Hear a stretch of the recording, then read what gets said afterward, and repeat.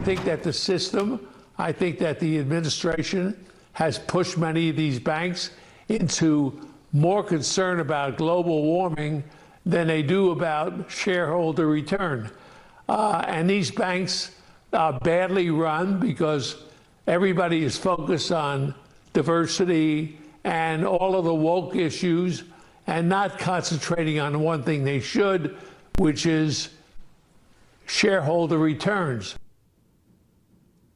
Joining me now, Chadwick Moore, author of the book, So You've Been Sent to Diversity Training.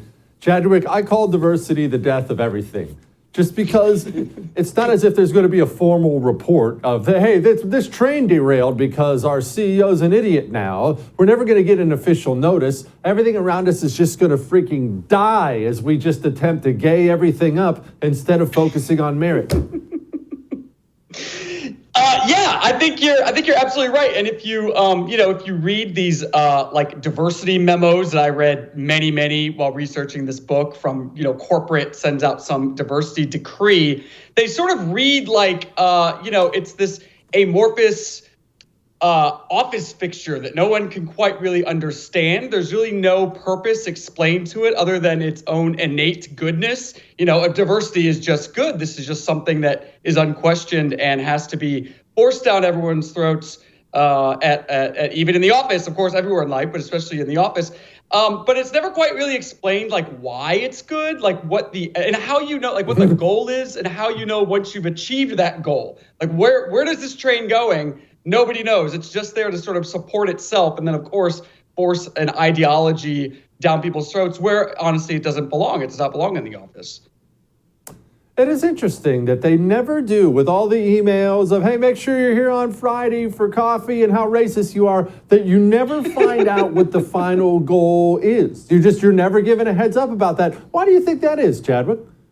Well, it fits in line with all leftist philosophies. Everything is a struggle. There is no, there is Valhalla. We will reach it one day. Not really, but we promise you, if you just do what we're told, then we will get there. It's like climate change. It's like anything else that they try to force down your throats, anything they believe in, because that's, of course, the bread and butter of how they get and maintain political power. It's a spiritual struggle. It's nothing that you can quite tangibly measure or grasp. It's just you have to continue listening to us and doing power because we are taking you to the promised land. Heaven on earth awaits. Just give us more power and submit to what we're saying. How effective is this stuff? Because you've talked to people, you've interviewed people who actually had to go through all this diversity training crap. I have never had to do so, but what effect did it have on them? Did it have an impact?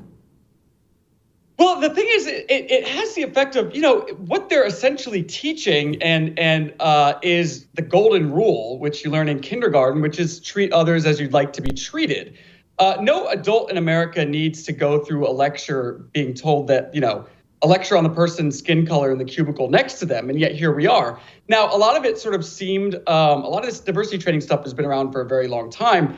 And it was seeming sort of innocuous to a lot of people up until it's just one of these stupid things you have to sit through. And I talk to people from, all walks of life. I talk to, office workers, secretaries. I talk to guys on oil rigs who have to go through this stuff. I have a chapter on policing and the NYPD, another chapter on the military.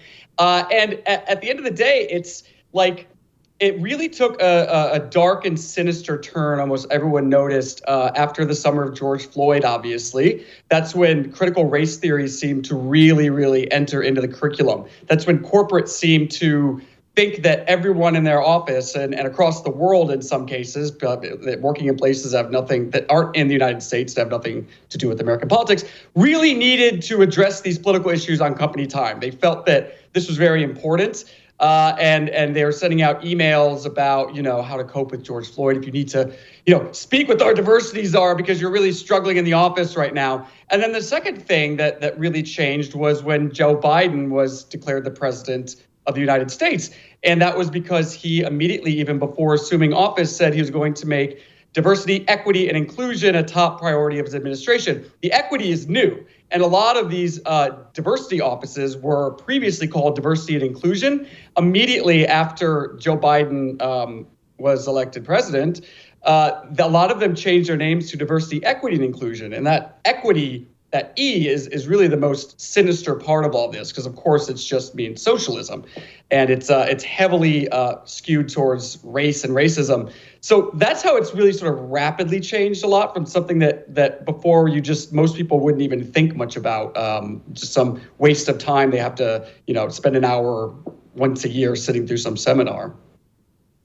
Chadwick, a lot of people, myself included, actually have a hard time understanding why this push is so there when, if you or I, you lay it out perfectly in your book, when we talk about how ridiculous it is, it's not really an argument that can be argued against. It is ridiculous if I'm picking a staff here for the show. If I'm only going to hire black people, well, how many qualified people did I just disqualify by that? But so everyone knows the arguments are sound.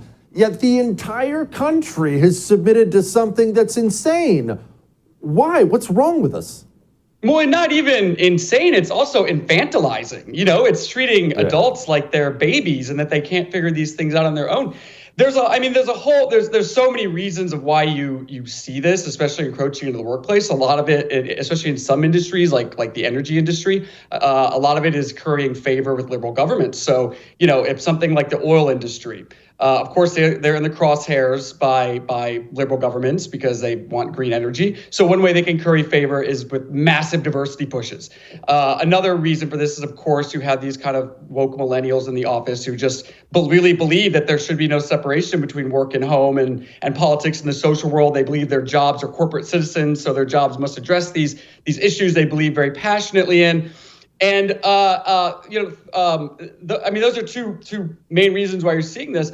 And then another one is you have this whole industry that has built up around the idea of diversity, equity, inclusion, where hundreds of billions of dollars, if not more, are spent with this self-sustaining woke industry that needs to, of course, find relevance over and over again. Always needs to justify its existence and justify its presence. And you've got these sort of festooned Templars of the diversity industry who write best-selling books. They charge $50,000 to give a virtual presentation. They're very much invested in keeping this narrative going and to convincing people that this is needed when actually, it's obviously not. These people just live to sell books, like me. I would never bring up the anti-communist manifesto that can be bought at jessekellybook.com for pre-order. Chadwick, tell me about your book. Yeah, well, so you can order it on Amazon. Sorry, I know some people don't like Amazon, but that wasn't my decision. And it's a lot of fun, because I think like you, Jesse, my dude, that we believe in mocking the left and having fun with them. And it's really the thing that annoys them the most. They really, really despise being laughed at and ridiculed. So I hope to have fun in the book. I wanted people to laugh and I wanted people to feel better about it and also maybe learn a thing or two. And give it to your the HR people in your office or anyone who has to go through this stuff. I think it'd be a great gift to some of the human resources departments. No question it would. Chadwick, I appreciate you, man. Come back.